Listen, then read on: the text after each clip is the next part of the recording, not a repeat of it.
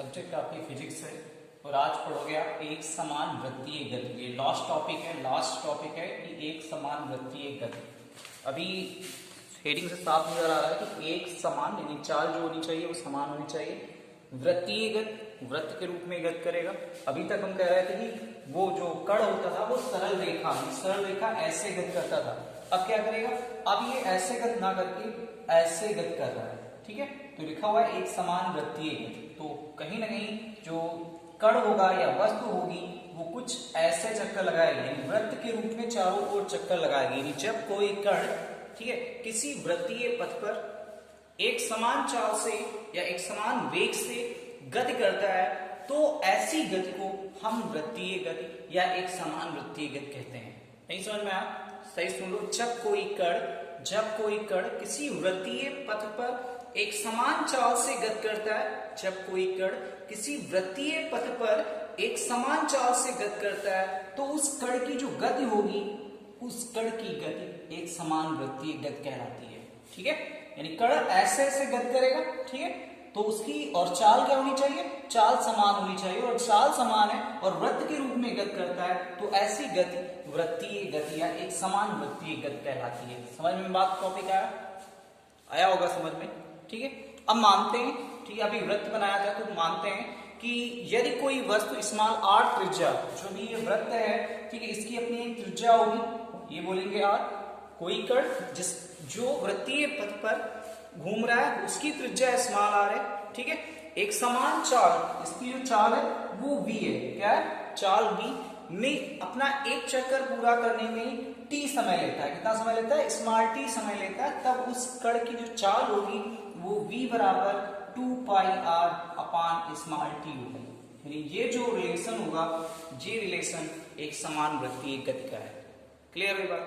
ठीक है, तो समझ में आया? जो एक समान वृत्तीय गति वह गति होगी जब कोई कण किसी वृत्तीय पथ पर समान चाल से गति करता है तो उसकी इस गति को एक समान वृत्तीय गति कहते हैं। ठीक है, चलिए उसके बाद आपके आते हैं आंकिक प्रश्न। चलिए हम पहला न्यूमेरिकल लाते हैं। आंकिक प्रश्न जो है वो पहला न्यूमेरिकल आज है। हम बुक खोल लें पहले। ठीक है, बुक में आपको न्यूमेरिकल हैं, आप देखेंगे कि बुक में आपको न्यूमेरिकल मिलेंगे। ठीक है, उनको आपको सॉल्व करना है। ठीक, लिखा हुआ है एक व्यक्ति एक सीधी सड़क पर ए से बी तक 300 मीटर, यानी ये जो है एक सीधी सड़क है और ये पॉइंट ए है और ये पॉइंट जो है आपका वो बी है। ठीक है, ए से बी तक वह 300 मीटर, यानी वो 300 मीटर की दूरी तय करता है, यानी यहां से यहां तक का 300 मीटर। ठीक है, उसके बाद फिर क्वेश्चन कह रहा है पुनः बी से सी की ओर 60 मीटर चलता है। बी से सी की ओर, ये कोई एक पॉइंट है जो सी है और इनके बीच की जो दूरी है वो 60 मीटर की है। कितनी दूरी है? 60 मीटर। यानी पहले ए से बी गया, अब बी से सी आ रहा है। ठीक है, तो व्यक्ति द्वारा तय की गई कुल दूरी तथा कुल विस्थापन ज्ञात कीजिए। तो तय की गई, यहां पे साफ है कि तय की गई कुल दूरी क्या होगी? अब ए से बी गया पहले तो क्या लिखेंगे? ए बी प्लस बी से सी आया तो बी सी लिखेंगे। पहला 300 है, दूसरा 60 है, तो टोटल कितना हुआ? 360 मीटर। यानी उसने दूरी कितनी तय की? 360 मीटर की दूरी उसने तय किया। क्लियर हुई बात? यानी 360 मीटर की उसने दूरी तय की। ठीक है, ये आपका आंसर है। ठीक, और अगर उसके बाद फिर उसने पूछा है तथा विस्थापन कितना उसने तय किया? विस्थापन कितना तय किया? तो विस्थापन का मतलब होता है, यहां क्या लिखेंगे? ए से बी गया और फिर बी से सी आया तो क्या लिखेंगे? A B minus B C. यानी वो क्या हुआ? यहां से यहां गया तो यहां से यहां आया तो दूरी कितनी बची? इतनी दूरी तो बची। तो क्या लिखेंगे? A B minus B C लिखेंगे बराबर ए बी 300 है, बी सी आपका 60 है। कितना हुआ? 240 मीटर। यानी जो विस्थापन उसने तय किया वो 240 मीटर तय किया और दूरी 360 मीटर की उसने तय की। क्लियर है बात? ठीक है, समझ में आया होगा। अगर नहीं आया समझ में तो आप कमेंट करके बताएं कि हमारी समझ में नहीं आया। चलिए क्वेश्चन नंबर अगला, क्वेश्चन नंबर 2। क्वेश्चन ये कह रहा है कि एक कण 2r मीटर व्यास, जो व्यास है यानी एक वृत्त होगा और वृत्त का जो व्यास है यानी यहां से यहां तक की जो दूरी है वो 2r है। कितनी, यानी यहां से यहां तक की जो दूरी है, या a मान ले ये b मान ले, टोटल दूरी कितनी है a से b तक 2r है, क्योंकि ये व्यास है 2r।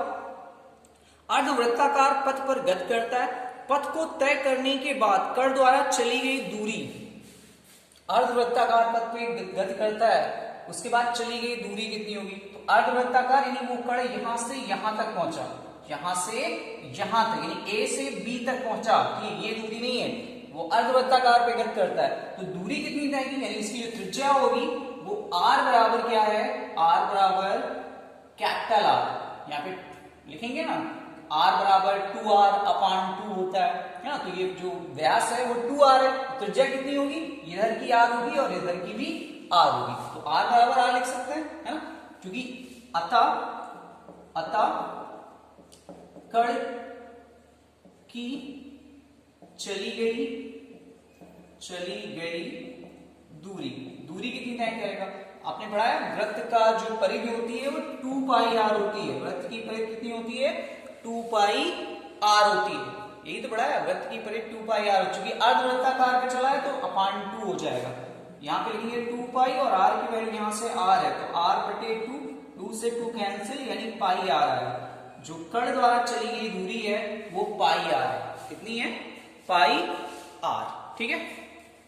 अब विस्थापन कितना होगा, तो विस्थापन निकालने के लिए जाएंगे, तो विस्थापन ठीक है हटा देते हैं, बाद में लिखते हैं, ठीक है, विस्थापन कितना होगा, विस्थापन कितना होगा, A से चाहे ये घूम के जाओ B में पहुंचो और A से B यहां पहुंचो, तो ये सीधा लाइन है, तो विस्थापन जो होगा वो 2r होगा, ठीक है। तो इस तरह से न्यूमेरिकल सॉल्व होते हैं, आगे के न्यूमेरिकल खुद अपने आप सॉल्व करें, ठीक है, नहीं हो रहे हैं तो हम आगे के न्यूमेरिकल सॉल्व